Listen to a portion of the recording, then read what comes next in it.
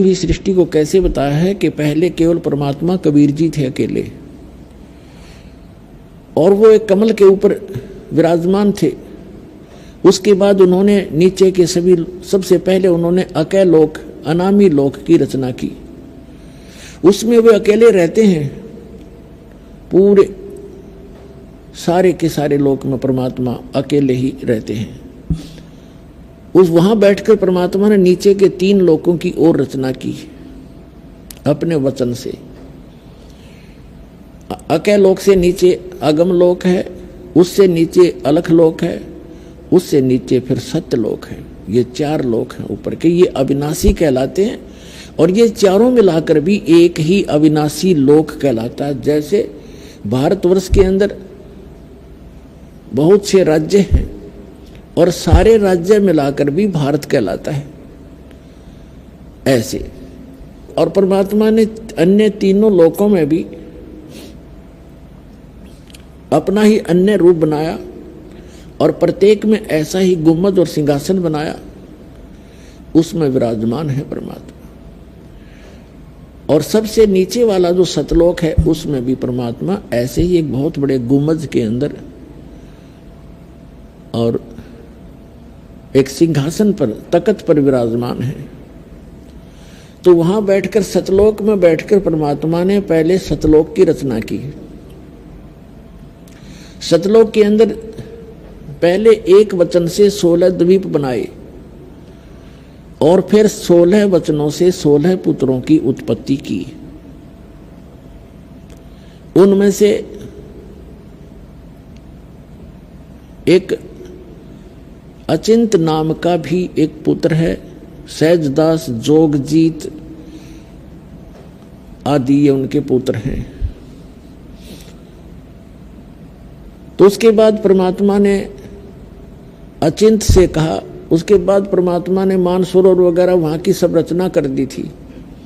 तब परमात्मा ने ये झटका देने के लिए कि समर्थ का काम समर्थ ही कर सकता है, यदि कोई दूसरा चेष्टा करता है तो वो गलती ही करता होता है।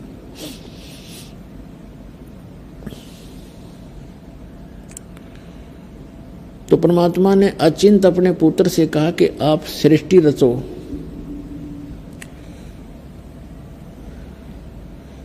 अचिंत ने अपने वचन से अक्षर पुरुष की उत्पत्ति की। श्रीमद् भगवत गीता अध्याय नंबर 15 के श्लोक 16 और 17 में 3 पुरुष हैं, एक सरपुरुष, एक अक्षर पुरुष और तीसरा उत्तम पुरुषत्व अन्य। इन दोनों से अन्य है जो श्रेष्ठ परमात्मा है। गीता अध्याय नंबर 8 के श्लोक नंबर 1 के प्रश्न के उत्तर में अर्जुन ने पूछा कि किम तत्ब्रह्म, वो तत्ब्रह्म कौन है। गीता ज्ञानदाता ने गीता अध्याय नंबर 8 के श्लोक नंबर 3 में कहा कि वो परम अक्षर ब्रह्म है। तो सरब्रह्म, सरपुरुष कहो, सरब्रह्म कहो, दूसरा अक्षर पुरुष कहो, अक्षर ब्रह्म कहो, उसे परब्रह्म कहो, और तीसरा परम अक्षर ब्रह्म कहो, परम अक्षर पुरुष कहो, या उसको सत्य पुरुष कहो। वो तीसरा परमात्मा परम अक्षर पुरुष है, उसको हम सत्य पुरुष कहते हैं। अचिंत ने अक्षर पुरुष की उत्पत्ति की और उससे कहा कि आप मुझे सृष्टि रचना में सहयोग दें। ये काफी और भी बहुत सा प्रकरण है, लेकिन हमने जितना आवश्यक है उतना ही बताएंगे आपको। तो अक्षर पुरुष वहां से उठकर मानसरोवर के अंदर चला गया। वहां अपना जो बॉडी है वो श्वास से नहीं चलता और इसलिए वहां अमर शरीर है हमारा। तो उस मानसरोवर के अंदर जाकर आनंद से लेट गया, निंद्रा आ गई। काफी समय बीत गया, तब अचिंत ने परमात्मा से, सत्य पुरुष से प्रार्थना की कि भगवान, अक्षर पुरुष निंद्रा में है, उठ नहीं रहा है, सृष्टि रची नहीं जा रही। तो परमात्मा ने कहा कि पुत्र, जब आपसे अक्षर पुरुष ही नहीं जगाया जा रहा तो सृष्टि खाक रचोगे तुम। बंद करो अपनी सृष्टि, तुम्हारे बस की बात नहीं है। इस बात से अचिंत बहुत शर्मिंदा हुआ और अक्षमा याचना की कि भगवान आगे से कोई हम ऐसे काम नहीं करेंगे, आपकी आज्ञा से ही मैंने ये न बढ़िया खुआऊंगा और बढ़िया कोठी बनाऊंगा, न्यारा रहूंगा। वो तो होना जाना वही है जो आपको मिला, लेकिन यह दुर्बुद्धि हमारे अंदर घर कर चुकी है, ये अपना प्रभाव दिखाती ही रहेगी। यहाँ इसका कोई विकल्प नहीं है। इसका विकल्प यही है कि आप जो दास बता रहा है, ज्ञान भगवान ने बताया है, इस अनुसार साधना करके आप यहाँ से पीछा छुटवा के उस लोक में चले जाओगे जहाँ कोई दुख नहीं, वहाँ कोई परेशानी नहीं है, वहाँ मृत्यु नहीं, बुढ़ापा नहीं, कोई रोग नहीं, ऐसा सुंदर शरीर मिलेगा। इस शरीर के अंदर एक सूक्ष्म शरीर है और उस सूक्ष्म शरीर के ऊपर एक और अंदर और शरीर है, 3-4 शरीर है। उसके बाद आत्मा का ओरिजिनल शरीर है, बॉडी है। उस बॉडी के ऊपर वहां जाकर के और एक शरीर मंडा जाएगा जैसा ये है, और वो शरीर अमर होगा। उसमें नाड़ी तंत्र नहीं है और उसमें राग द्वेष नहीं है, उसमें बीपी हाई लो शुगर या कोई उसमें डिसीज नहीं होता। इतना सुंदर शरीर मिलेगा और पहले हमें वही प्राप्त था, हम आके इसमें फंस गए हैं। अब इस ज्योत स्वरूपी निरंजन ने अपने साथ कुछ आत्माओं को लेने के लिए फिर तपस्या शुरू की। जब इसने तीसरी बार जो तपस्या शुरू करी, तब परमात्मा ने पूछा कि ज्योत निरंजन अब क्या मांग रहा है? जो मांगा तुझे दे दिया। और उस दौरान जब हम इस ज्योत निरंजन पर आसक्त थे, इसकी ये तपस्या कर रहा था और हम देखे थे। और आज भी ये देख लो आप, किसी गांव के गोरे बनी में और कोई बाबा तपन लग जा, सारा गांव देखने जाएगा उसने, सारा गांव देख का होगा बाबा तपे, 10 दिन हो गए, 20 दिन हो गए, 1 महीना हो गया, बैठे नहीं हो तो खड़ा रहे, झूल पर झूल रहा है, बस सारे देखने जाएंगे। बता कोई बात हुई? अब जैसे एक आदमी लड्डू खावे मान लीजिए, और दूसरे उसने देखने जाओ लड्डू खावे, हो देख लड्डू खावे, क्या तो गया, फिर कहता आप भी खाओ जब पेट भरे।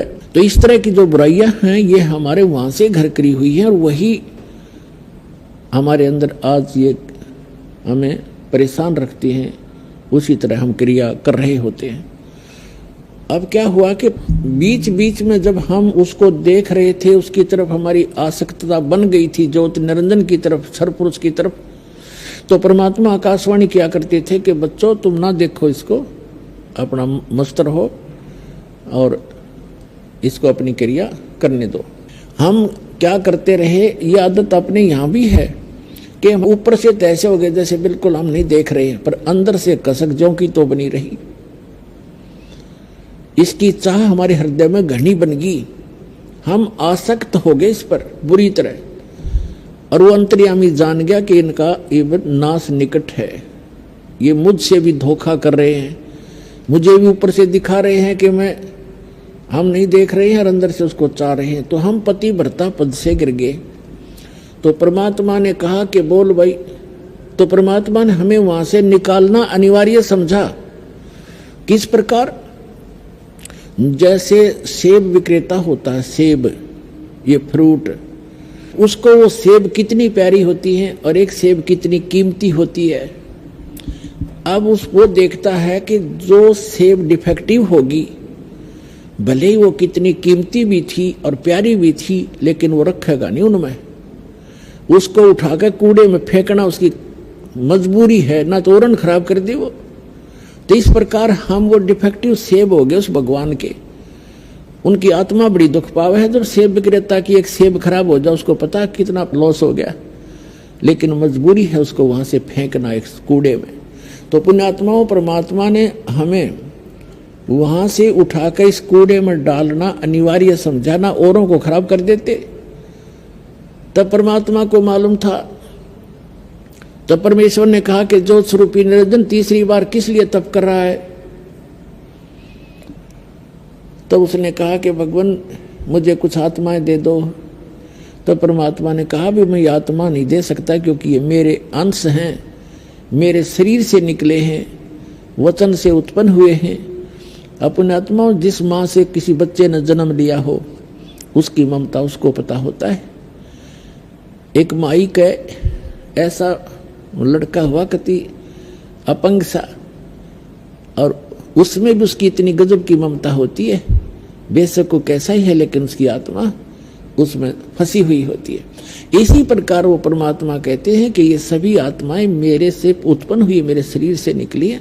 वचन से हो, जन्म हो, वो भी उतने प्यारे लगते हैं जिस